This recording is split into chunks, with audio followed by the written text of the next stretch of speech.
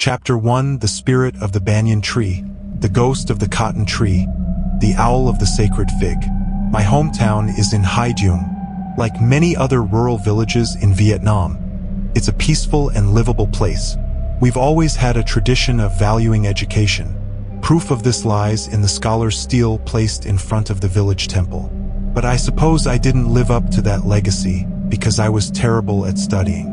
The villagers live simple lives. Children go to school in the morning. Adults lead their buffaloes to the fields to work. Life was so quiet, so uneventful. It felt like a loop that would repeat endlessly. No one expected it would all be disrupted by a single event. An event that shattered people's sense of normalcy and turned everyday life upside down. During the day, no one dared walk alone on empty roads. At night, no one went over to a neighbor's house for tea and gossip like they used to. As dusk fell, children were herded into their homes, doors locked and bolted tight. The village temple, once the headquarters of all the neighborhood kids, became deserted and eerily lifeless. I still remember clearly, everything began the day that cursed stele was unearthed. That was when the nightmare started. To explain it all, we have to talk about the sacred village temple. The temple had a pond we called Aone. Why the name? Because in the past, many elders from our village passed the imperial exams and became scholars, whom people respectfully called Nay. So, the elders decided to name the pond Aone, hoping the children of future generations would continue the proud tradition of scholarly success. At first, the pond was just ornamental. People planted lotuses there to beautify the temple grounds. But later, the elders managing the temple felt it was a waste to just leave the pond idle. So they decided to stock it with fish, harvesting them yearly to sell for income to maintain and repair the temple. Any surplus was used to build new structures. As usual, it was time to drain the pond. Once it was empty, the villagers would go in and catch the fish. But this time, while fishing, some people discovered a large rectangular stone buried in the mud. They all gathered around and hauled it up to the temple courtyard to wash it off. Only then did they see clearly. It was a stone stele, about 1.2 meters long and 80 centimeters wide.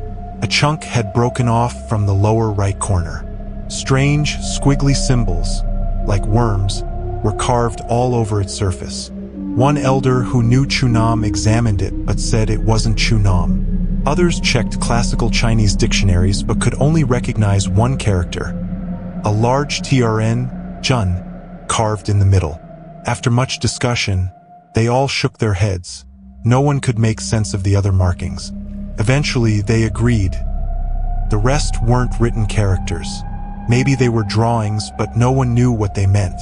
Still, because the stele was found in the temple pond, the elders assumed it must be deeply connected to the village. So, they decided to place it next to the scholar's stele in front of the temple gate. After that, life returned to normal.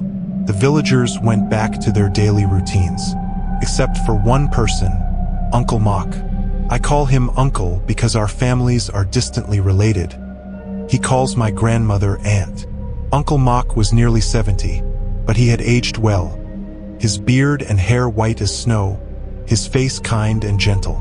In his youth, he had fought in the resistance against the French as a guerrilla fighter, then worked as a commune police officer.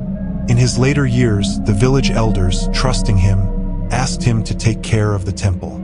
He happily agreed. By day he swept and cleaned.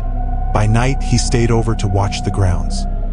The pay wasn't much, but Uncle Mock enjoyed his peaceful retirement that way. He often stopped by to drink tea and chat with my grandfather, partly because they had both been in the resistance, partly just for company. That day, as I was sitting with Grandpa on the porch, Uncle Mock came over on his bicycle, but something seemed off. Normally, he always wore a cheerful smile, but today he looked troubled. His face even showed hints of fear.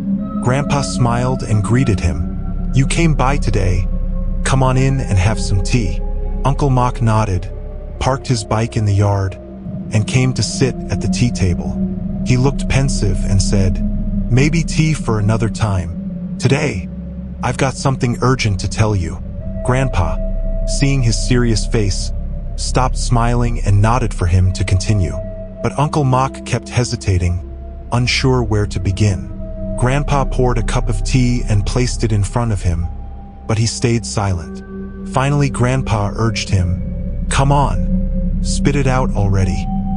Uncle Mock reached for the cup, took a sip, and began. "Please don't laugh at me, but something strange has been happening at the temple lately." Grandpa frowned. "What? What's strange?" "Someone stealing." Uncle Mock shook his head. "No, not a thief, Uncle. Something else. I think there might be a ghost." Grandpa's eyes widened in disbelief. He laughed. "Are you joking? You've been sleeping there every night for over 10 years without a problem, and now you say there's a ghost?" Uncle Mock replied quickly, "No, I wouldn't joke about this. It's because I've been watching the temple for so long that I can tell something's off. If I weren't sure, I wouldn't have come to ask for your advice." Hearing that, Grandpa straightened up. "All right, tell me. Let's see what's so strange." So Uncle Mock slowly began recounting the events. As usual, I'd go home for dinner and return to the temple around 9 p.m. to sleep. 3 nights ago, as I was riding my bicycle toward the temple, just as I got near, the chain suddenly came off, so I stopped and squatted down to fix it. It was dark, and I was fumbling around by feel when suddenly, I heard a loud thump, like something heavy had fallen from above. Startled, I looked up and saw in the distance, near the temple gate, some kind of creature slowly getting up. At first, I could only make out 4 legs tall, not like a buffalo or a cow. I thought maybe it was a horse, but when I looked up to see its head, I nearly bit my tongue. There was nothing there. It was a headless horse, Uncle, and just as if it knew I'd seen it, it suddenly bolted, ran straight into the temple. I could even hear the sound of hooves pounding the ground. I was so confused I dropped my bike and chased after it. But when I got to the temple gate, it was gone. I had locked the gate myself. How could it have gotten inside? I rubbed my eyes hard, thinking maybe I'd imagined it, so I went back to fix the chain. But then I froze. The chain was already fixed. I clearly remember I hadn't finished it yet. Disturbed by these strange events, I wheeled the bike in, locked the door, massaged my forehead for a bit, then lit incense for the village guardian spirit. But oddly, when I lit the incense and placed it in the censer, it went out immediately. I had to light it 3 or 4 times before it finally stayed burning. I listened to the radio for a while, then turned off the lights to sleep. I slept fitfully that night, and then I had a nightmare. When I entered the dream, I looked around in confusion and found myself standing in the middle of an ancient battlefield. There were massive armies from 2 sides clashing in brutal combat. Blood gushed like fountains, screams and cries filled the air, along with the thunder of galloping hooves. Every now and then, someone would have an arm hacked off. Others lost their legs. Some had their guts spilling out. Then, after a while, I saw a head get chopped clean off. It flew through the air and landed on the ground, rolling like a pomelo. I was completely terrified. I had no idea what to do, just stood there dumbfounded, looking around in panic. Suddenly, I heard a loud shout from behind me.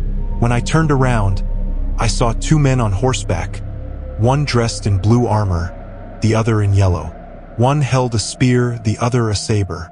They were about to strike down another man. And then, for some reason I still don't understand, I suddenly shouted, "Stop!" I hadn't said anything until then, but the moment I yelled, every single person on that battlefield instantly froze in place.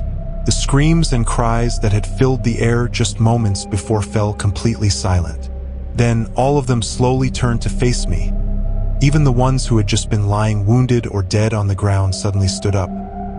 From a distance, I even saw a severed head lying on the dirt.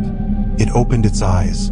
All of them stared at me with blood-red eyes, unblinking, unyielding. They didn't say a word, just kept staring and slowly began moving toward me. I screamed in terror, but no one responded. Only silence.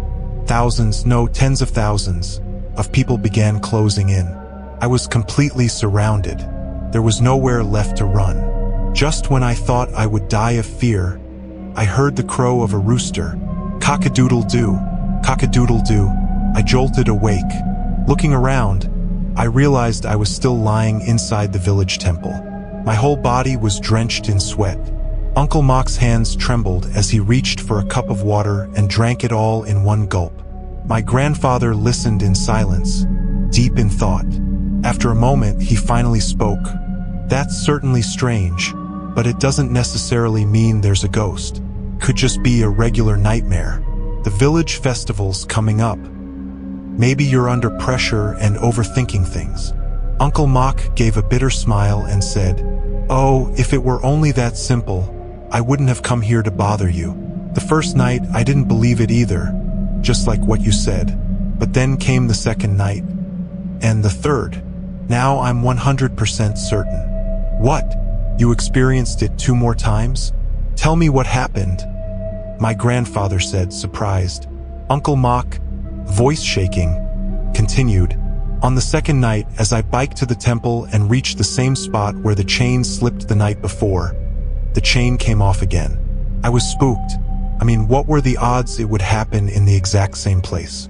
Because of what happened the night before, I didn't dare crouch down to fix it. I just walked the bike into the temple. Just as I got off and walked a short distance, I heard footsteps. Thud, thud, thud. Startled, I turned around because the footsteps were coming from behind me. But when I looked, there was no one there. I figured maybe I was just hearing things, so I turned back toward the temple. Then the footsteps came again. This time I spun around quickly, thinking someone was playing a prank. But again, nothing. No one around. Feeling uneasy, I hurried to push the bike in, unlocked the temple gate, went inside, and locked it tightly. All the while, the footsteps behind me grew louder, faster, getting closer and closer.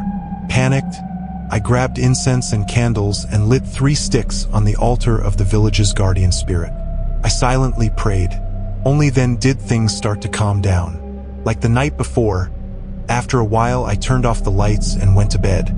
But just as I lay down, still only half asleep, I suddenly heard the sound of a war horn blowing again. The screams and battle cries returned. But this time, I wasn't dreaming. I was still awake. I could hear it clearly. Shouting, screaming, the thunder of horses and feet stomping all around the temple. I was terrified, but I thought I'd try lighting incense again, like the previous nights, to ask for the guardian spirit's protection. But just as I looked up at the altar, my God, the 2 candles on either side of the shrine suddenly flared up into huge flames. They had only been flickering before, but now they blazed like torches. The fire wasn't the usual reddish-orange, either. It was a ghostly, sky-blue flame, like a will-o'-the-wisp. And though it burned intensely, I didn't feel any heat, just a chilling cold that sank deep into my bones. The candles burned fiercely for about 15 seconds, then snuffed out all at once. I rushed to relight them. This time, they lit normally with the usual reddish glow. But when I looked up at the altar again, I was horrified. The incense I had lit for the guardian spirit earlier in the evening had gone out. If it had burned all the way down, I wouldn't have thought anything of it.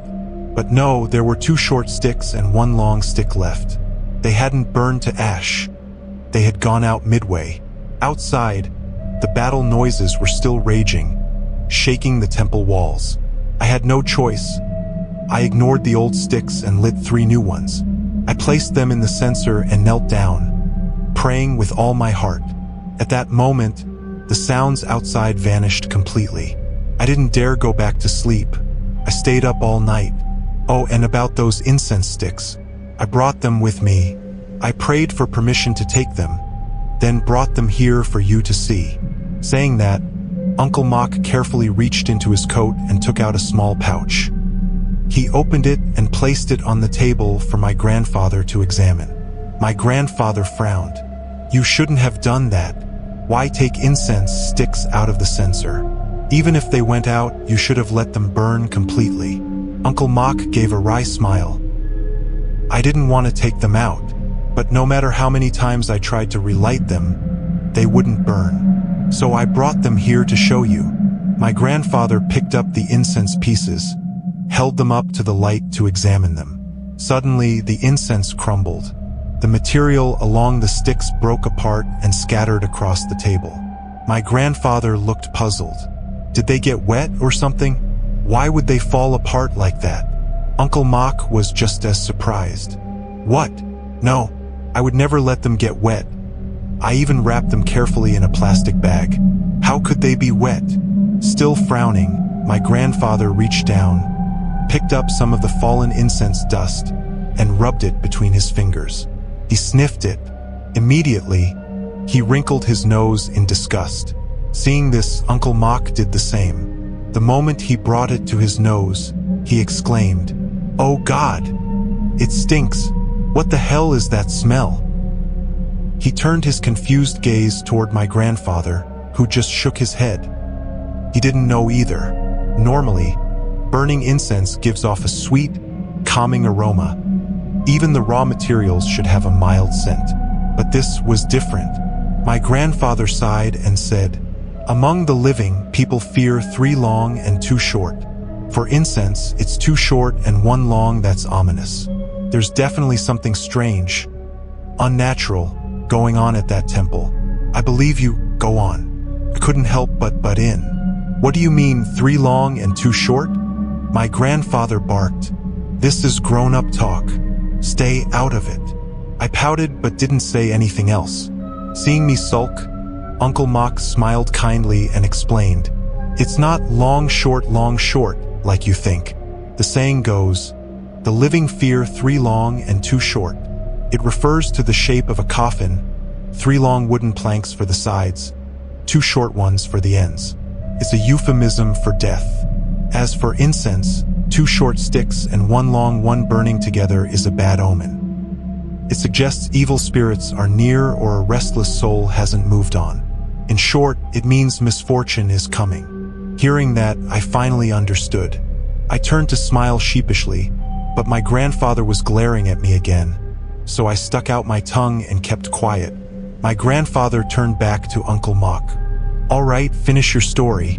Ignore him." Uncle Mock poured a cup of tea for my grandfather, then continued, "The next morning, when I opened the temple gate, I was stunned. The bonsai trees in the courtyard, lush and green just yesterday, were now wilted and yellow, completely lifeless. It was shocking, especially since I take care of them myself every day. Even stranger, my bicycle, the one with the slip chain that I tossed aside out of fear, it had been fixed. The chain was back in place. Unable to make sense of any of it, I began sweeping the courtyard. But as I got closer to the stele, I was scared half to death. Because beneath that newly unearthed stone stele were dozens of dead birds, all lying there. My grandfather cut in urgently, "Which stele? The scholar's one or?" Uncle Mock nodded. "The new one, the one we dug up from the pond. I'm telling you, those birds, I think they killed themselves." "What?" I gasped. My grandfather glared at me again and waved for Uncle Mock to continue. At first, I dismissed the thought. I mean, I've lived for decades and never seen anything like that before. But when I looked at the stele again, the one with the word TRAN carved into it, I nearly ran away in fear. It was covered in bloodstains. I think those birds slammed into the stele and died. Even my grandfather couldn't stay silent at this point. "You're sure they died from hitting the stele? That thing's flat on the ground. What bird would fly that low and crash? And not just one, but dozens." Uncle Mock answered firmly, "I'm sure. I checked the corpses. Every single one had a cracked skull. Dried blood stuck to the feathers on their heads. At that point, none of us, not my grandfather, not me, not even Uncle Mock, could explain what was going on." After a long pause, my grandfather asked, "Anything else? Go on." Uncle Mock's hands trembled again as he took another sip of tea. Then, in a low voice, he began. "The 3rd night, which was also last night, was the scariest. I still went to the shrine at 9 p.m. as usual. Despite the strange events, I couldn't just abandon the shrine. The elders in the village had entrusted me with this responsibility, something I couldn't walk away from. Besides, after doing it for over a decade, going there every day had become a habit. If I skipped it, I'd feel extremely uneasy, so I pedaled my bike over there. Luckily, nothing weird happened at first this time. I was already experienced from the past 2 nights. This time, I went to light incense for the guardian deity, then sat there watching over the place. Only when the incense had burned out did I feel at ease enough to go to sleep. I don't know how long I had been asleep before I woke up, because I heard someone knocking on the door outside the shrine. The knocking was loud and clear, echoing in the darkness. At first, I didn't think it was anything strange. I muttered, rubbed my eyes awake, and walked toward the door. As I was sliding the latch open, I grumbled, "Who is it? It's the middle of the night. Can't people sleep in peace? Who the hell comes to the shrine at this hour?" But there was no reply. That felt a bit off. So I paused before fully unlatching the door and asked again, "Who's there? Who's knocking? Can't speak. Huh?" Still just that eerie silence. That's when I started to think, damn it, all these years guarding the shrine, I've never seen anyone show up at this hour. I figured maybe some mischievous teenage kids were messing around. So I raised my voice and cursed, "You bastards! Whoever's out there, if I catch you, I'll beat your ass to a pulp." Then I went back to sleep. I just started to drift off when the knocking came again, rhythmic and relentless. Always 3 knocks, a pause, then again, repeating like that. This time I lost it. Without saying a word, I grabbed a stick nearby, rushed to the door, threw it open with a bang, and ran outside swinging. But weirdly, there was no one there. It was pitch dark all around. I swear, if someone was messing with me, there's no way they could have disappeared that fast. Every movement I made, grabbing the stick, rushing to the door, happened in one fluid motion, and the knocking was still going strong up until I opened the door. Only then did it stop. Realizing something was off, I went back in, locked and latched the door. But instead of going back to sleep, I hid beside the door, peeking through a crack. Outside, it was still pitch black. After about 20 minutes, my legs were tired and I was losing patience. That's when I saw it. A faint red figure appeared near the TRAN-marked stone stele. It was freakishly tall, lanky like a bamboo pole, and slowly gliding toward the shrine door. My limbs went cold from fear. I knew that thing wasn't alive. It floated to within about 2 meters of the door, then stopped. Suddenly, the knocking started again. 3 knocks each time, sharp and precise. I was terrified I'd scream, so I clamped my hands over my mouth.